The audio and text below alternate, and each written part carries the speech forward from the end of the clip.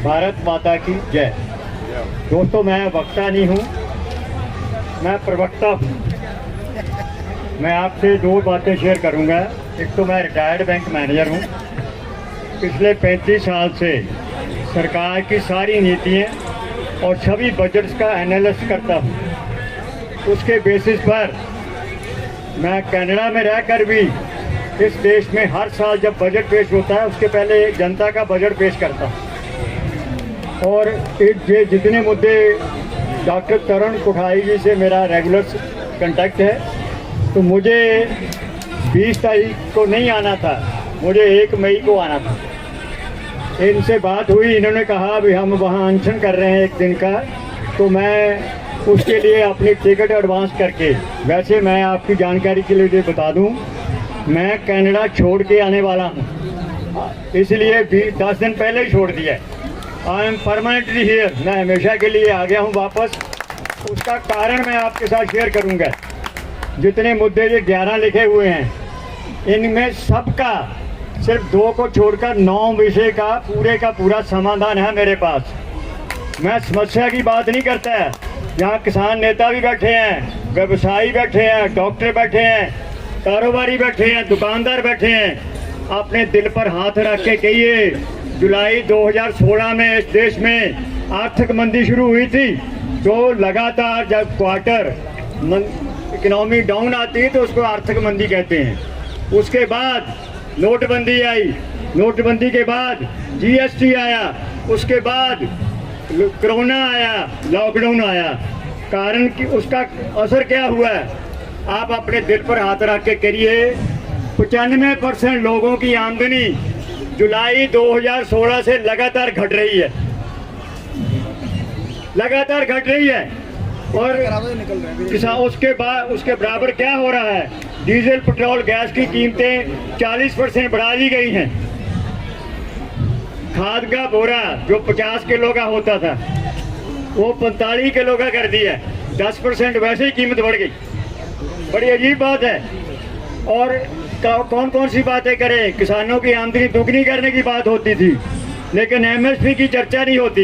यहाँ किसान नेता बैठे, मैं दोबारा फिर रिपीट करूँगा, 7 मीटिंगें हुई सरकार के साथ जब किसान आंदोलन चल रहा था। 7वीं मीटिंग के बाद एक मुद्दा आया था भी एमएसपी भी चाहिए। पहले 7 मुद्दे पर सिर्फ किसानों के 3 बिलों की बात होती थी। 8वें मुद्दे पर 8वीं मीटिंग में जब आया यस नो के बाद क्या हो गया है, फिर अब एमएसपी की बात की चर्चा करें। अब 2 चीज़ें क्लियर हैं। मोदी जी कह रहे हैं एमएसपी थी, एमएसपी है, एमएसपी रहेगी।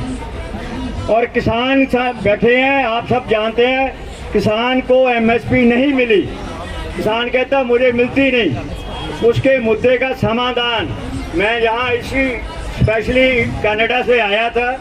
22 दिसंबर 2022 को प्रेस क्लब ऑफ इंडिया में प्रेस कॉन्फ्रेंस करके अपना एजेंडा दिया था, बजट बना के दिया था कि कैसे इस देश की सारी समस्याओं का समाधान होगा। मैं प्रेस वालों के खास करके रिक्वेस्ट करूंगा, सबको बुलाया था, सभी किसान नेता को बुलाया था। चुडूनी साहब बैठे हैं, 10-12 व्हाट्सएप इनके पास होंगे, मेरे वीडियो इनके पास होंगे, मेरे व्हाट्सएप मैसेज इनके पास होंगे। सभी किसान नेता को बुलाया, व्यापारी नेता को बुलाया, प्रेस वालों को बुलाया कि आपकी सारी समस्या का समाधान इस देश के बजट से हो सकता है। वो बजट पेश करने के लिए बुलाया। ना प्रेस वाला आया, लिफाफा चाहिए प्रेस वालों को। मैं ओपनली बोलता हूँ, बिना लिफाफे के नहीं आते, हमारी बात नहीं सुनेंगे। आपके दोस्त मित्र हैं यूट्यूबर, वो आ जाएंगे। उसके बाद जब समस्या का समाधान दे रहे हैं वो समाधान सुनते हो। मैं आपके साथ एक पर्चा शेयर करता हूँ। ये जितनी 11 मांगे हैं, इसमें से 9 पूरी हो सकती हैं। एक ईवीएम की नहीं हो सकती, एक जो इन्होंने ये कही है, मैं इसमें शायद देश के सभी मठ मंदिरों का जो सरकारी नियंत्रण से उनको बाहर लाना। बाकी इन सब में समस्या का समाधान है। और आएगा कैसे, किसानों को एमएसपी का मुद्दा मैं चर्चा करूंगा। पहले उसमें क्या है, इस देश में सभी आर्थिक सलाहकार, इकोनॉमिस्ट, सभी बजट के एक्सपर्ट, सरकारी सेक्रेटरी लेवल के लोग इस बात से सहमत हैं कि इस देश में 12 लाख करोड़ की जो फसल है, तो जो 23 फसलों की सरकार ने एमएसपी घोषित कर रखी है, उसमें से 12 लाख करोड़ की फसल एमएसपी पर नहीं खरीदी जा रही। जैसे चिडूनी साहब अभी बोल रहे थे कि उसमें से किसानों को 4 लाख करोड़ रुपए का साल का नुकसान होता है।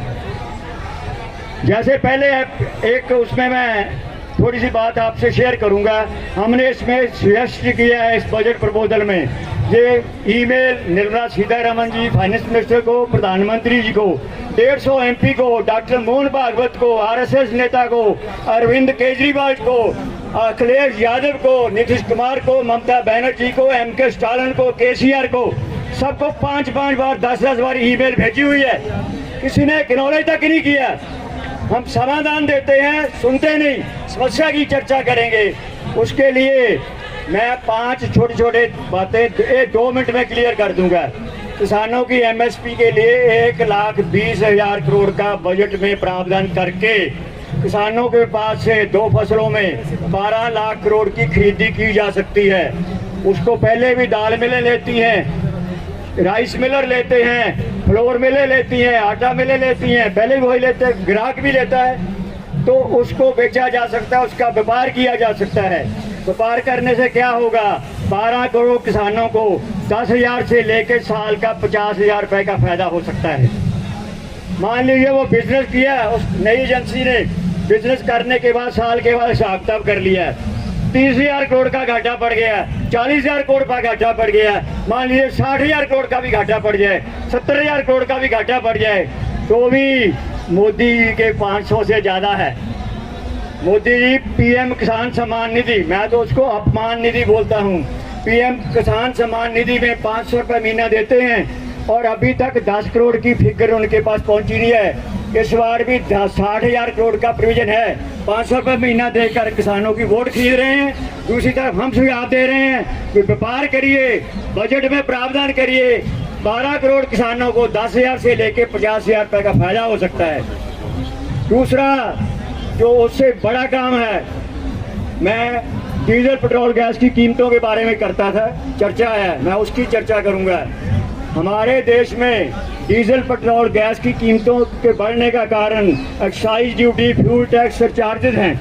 ये सारी चीज़ें बढ़ने से डीजल पेट्रोल गैस की कीमतें 30% बढ़ गई हैं। उनको ख़त्म करने के लिए एक महीने में सिर्फ 22,000 करोड़ से लेके 25,000 करोड़ रुपये की फिगर चाहिए। पिछले साल बजट में निर्मला सीतारमण जी ने कहा था 2022 में उनका लक्ष्य था 1,10,000 करोड़ रुपया हर महीने जीएसटी का आना चाहिए। वो कम से कम 1,40,000 करोड़ रुपया हर महीने आता है। तो कीमतें कम करने के लिए, डीजल पेट्रोल गैस की कीमतें करने के लिए सिर्फ 25,000 करोड़ रुपया चाहिए। जो हमारा ही पैसा है हमें वापस दे दो। सभी वस्तुओं की कीमतें, डीजल पेट्रोल गैस की कीमतें तो 30% होंगी, सभी वस्तुओं की कीमतें 10% होगी। और लास्ट में जितना कोरोना के कारण लोग परेशान रहे, तो बीमारी के कारण मैंने भी अपना बेटा खोया है कोरोना के टाइम, कनाडा में खोया है। उसके भी सारे वैक्सीनेशन लगे हुए थे, उसके बाद भी एट द एज ऑफ 43 उसकी डेथ हो गई। नहीं तो मैं इंडिया में था, मुझे दोबारा उसके कारण उस फैमिली को, अपनी फैमिली के पास जाना पड़ा। मैं आपको उसके लिए कहता हूँ, कंपनसेशन के लिए हमारा एक कैलकुलेशन है, जो परिवार इनकम टैक्स नहीं देता उस परिवार को बजट में 5,000 रुपये महीना दिया जा सकता है। ऐसे 24 करोड़ परिवार हैं, आप अंदाजा लगाइए जिस फैमिली में 5,000 रुपया महीना मिलेगा, क्या उसको कंपनसेशन मिल जाएगा, उसको मुआवजा मिल जाएगा, क्षतिपूर्ति हो जाएगी। तो मैं ज़्यादा बातें ना करता हुआ इन मुद्दों को मैं आपसे एक बार कहूँगा, ये हमारा विकास फाउंडेशन की तरफ से बजट प्रपोजल है। जो लोग चाहें इस पर चर्चा कर सकते हैं, बात कर सकते हैं और अपने देश की सारी समस्याएं जो इस पर लिखी हुई हैं हम विकास फाउंडेशन की तरफ से समर्थन भी करते हैं और साथ में साथ हम आपके साथ चलने का वादा करते हैं। इन शब्दों के साथ आपने मुझे समय दिया, आपका बहुत बहुत धन्यवाद।